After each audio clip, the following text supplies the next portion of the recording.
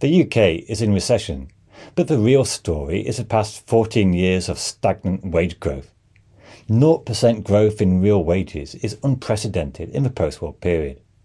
This flatlining of economic growth is leading to higher taxes and fewer public services. It's an unwelcome combination of low growth, low investment and increasing pessimism. This video will look at 7 areas of real economic weakness, why the UK is underperforming, and whether there are any grounds to be slightly more optimistic in the future. The UK Treasury is keen to point out that UK real GDP growth is not too bad compared to other countries. But this statistic is misleading because most of the growth in GDP has come from a rise in the population. In the past 2 decades, propelled by net migration, the UK population has grown from 59 to 67 million. And if we look at real GDP per capita, UK living standards have fallen in recent years. If we had maintained our past trend rate of economic growth, we would be an extra £8,000 a year better off per person. This explains why real wage growth has been so minimal in recent years, and it's been quite a shock to the system, because the increasing living standards we got used to in the post-war period is now increasingly under threat. Will our children actually be better off than their parents? In recent months, we have started to see a small increase in real wages, but it is really very weak given all the past falls, and it will struggle to make much difference to living standards. The good news about the UK economic situation is that unemployment remains low. In the 1980s, unemployment averaged 10%, and in the 1990s, 8%. Today the figure is less than 4%. It is a very strange recession to have such a low unemployment rate, but there are 2 caveats. Firstly, there's been a significant growth in temporary, zero-hour type contract work, leading to more labour market uncertainty and underemployment. Secondly, and perhaps more concerningly, there's been quite high levels of economic inactivity, not classified as unemployed, but not working either. Long-term sickness has risen to a record 2.8 million. Nevertheless, despite a technical recession, firms still face labour shortages in certain areas, and this has been a big factor behind the pressure to attract to fill our labour vacancies, especially in certain sectors such as the care workers, NHS staff, fruit pickers and vocational workers like bricklayers and plumbers. The UK does score quite well on university education, but the lack of skilled vocational workers is becoming a constraint to economic growth. Also, when looking at an economy, it's important to look beyond headline statistics. Average wage growth is stagnant, but different groups of workers have fared very differently.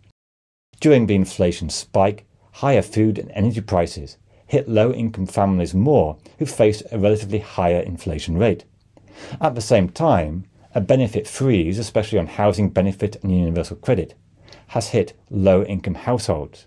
It's the poorest who are likely to see the biggest squeeze in living standards in coming months and years. And after housing costs taken into account, there's been a worrying rise in child poverty levels. There's been an unequal effect of a cost of living crisis, edging UK inequality upwards after several years of improvement. Now, whilst the UK has struggled to grow income, the past decade has seen more impressive growth in wealth. The ratio of wealth to income has increased. Now, this was partly driven by the period of very low interest rates and quantitative easing, which contributed to house price to income ratios soaring. And this created winners and losers. Homeowners who bought more than 15 years ago are sitting on quite significant equity gains. But a new generation of households face an unpalatable choice between high rents and very difficult to get a mortgage. Unsurprisingly, the ratio of young people becoming a homeowner has plummeted in the UK, and there's a big divide between those whose parents own a house and those who don't. The housing crisis has effectively worsened living standards more than real wage figures suggest, and the UK is one of the worst housing markets for low-income groups who pay a high share of their income on rent. The problem is that there seems to be little solution to the housing crisis.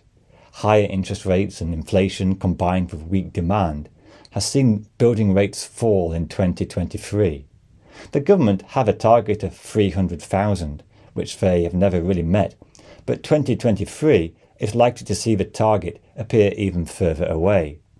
One study suggests a shortfall of 4 million homes in the UK, but building homes where they are needed is going to be a monumental challenge, especially with a population forecast to rise to 76 million in the next 20 years.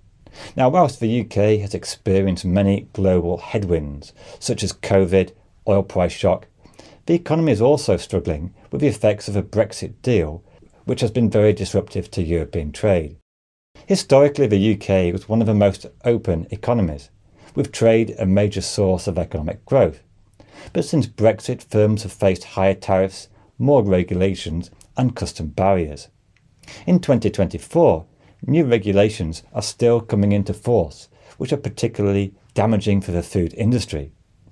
Analysis by both the OBR and UK in a Changing Europe estimate the net cost of Brexit to be around 4 to 5% of GDP, compared to if the UK had stayed in the single market. Now, this cost is spread out over many years, reducing economic growth rates by an average of around 0.3% over the next 15 years. But the net loss is an estimated £2,500 per person, with a corresponding fall in tax revenues. And so far, free trade deals with the US have not materialised, and even the Canadian one is under review to issues over agriculture. The uncertainty surrounding Brexit led to a big drop-off in private sector business investment since 2016. And this is a problem because the UK has consistently had low levels of investment. Whilst private sector investment is weak, it's not helped by the fact that public investment has also been quite weak, with government cutting back on public investment to meet debt rules. Now, another issue is that when examining an economy, it's not just about GDP per capita and individual wages. There's a private wealth, a public wealth. Living standards are determined by the state of public resources. For example, the NHS has faced a sharp rise in waiting lists. Total waiting lists in England have risen from 2.5 million in 2010 to a near all-time high of 7.6 million. The NHS is actually one government department which has seen significant rises in real inflation-adjusted spending. But despite this, it's struggled to keep up with an ageing population, increasing long-term sickness. And it's not just about money. Productivity growth in the public sector has been near zero in the past decade, which is a real problem for improving living standards with limited money available. Now, other departments have not been protected, and they've seen real cuts in spending. Education, the legal system, local councils and the environment have all really struggled with the stringent spending cuts, and services have suffered as a result. So in this area, the outlook is quite concerning. The government have recently reluctantly increased tax rates to one of the highest shares of GDP for many decades. And there is a likelihood that taxes may be cut in March. But if that does happen, it will definitely be at the expense of lower government spending on other departments elsewhere. The head of the OBR has recently criticised the government because their spending forecasts are based on arbitrary figures with no detail on how the cuts will be achieved. Since reaching a post-war low of 33% of GDP in 2000, UK public sector debt rose sharply in the financial crisis and has continued to grow due to COVID, low economic growth and an ageing population. The rise in debt is particularly concerning, given that it happened despite austerity and quite stringent spending limits. With this very low growth that we're seeing, the government faces a very unwelcome and unpopular trade-off of having less money to fund higher demand for public services. Now, debt is forecast to rise slowly over the next 4 years, with the hope it may fall in the 5th year. But this forecast is based on quite, you could say, optimistic forecasts for cutting or holding back government spending. Now, if all that sounds tremendously depressing, there's at least one piece of good news in the UK economy, and that's in the past 6 months, inflation has fallen back quite sharply. It's been helped by falling gas prices and is forecast to fall back to the Bank of England inflation target later in the year. But of course, we still face a much higher price level than before the inflation crisis. Now, the Bank of England has received considerable criticism over its role in recent months. Even the next member of a bank, Andrew Haldane, admitted that quantitative easing went on too long and monetary policy was too loose at the end of COVID. But the UK inflation experience was not that much dissimilar to the rest of the world and Europe in particular, though the overall increase in prices was slightly higher in the UK than the rest of Europe. Now, another concern is that the bank are perhaps now overcompensating for their past inflation failures by maintaining relatively high interest rates, given the economy is going into recession and inflation is falling. I think there's a desire to regain their inflation credibility, but it's having a big cost, especially for those with mortgages and borrowing. But I think that overall, the impact of monetary policy in the past 2 years is at best relatively minor in explaining the long-term economic performance of the UK economy. The long-term decline in the fortunes of the UK economy can be shown by a steady depreciation in the exchange rate. The pound has fallen against both the euro and the dollar. In fact, the United States provides an interesting counterpoint to the UK and European economies. Helped by substantial fiscal expansion, the US has left Europe and the UK behind. But it is more than just deficit spending. The industrial policy of Biden did create a very strong private sector investment, which is not really occurring in the UK. And one of the UK's real concerns is that its long-term fall in productivity growth, which really fell off a cliff after the great financial crisis. Unless this can be improved, then economic growth and better living standards will remain elusive.